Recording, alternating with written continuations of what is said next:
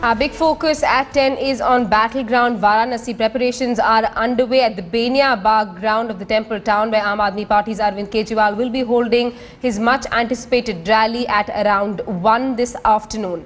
Kejriwal is seeking a referendum from the people of Varanasi on whether or not he should contest against BJP's Prime Ministerial candidate Narendra Modi. The Aam Aadmi Party is upbeat. Party members claim they are expecting at least 1 lakh people at the venue. The party is also hinted that Kejriwal's rally could come under attack. Let's get a word from our correspondent Rohit Singh, who's joining us from Varanasi this morning. Rohit, a lot of excitement in Varanasi, a huge referendum rally being held by Arvind Kejriwal. What's the kind of ground support that you're seeing around him?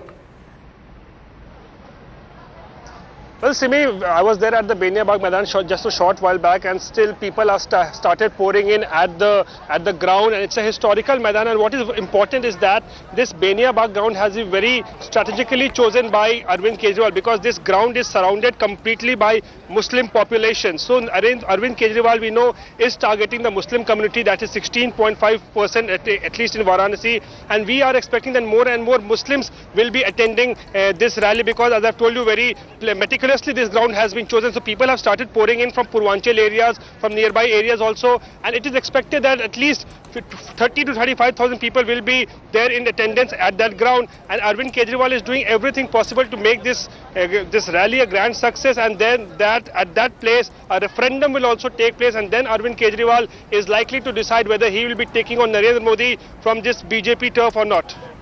Alright, so Rohit, you're saying that the venue has been chosen very carefully in a minority area, but surely Kejriwal has got to be targeting more people, because only with the backing of 15% population he can't win a seat from Varanasi.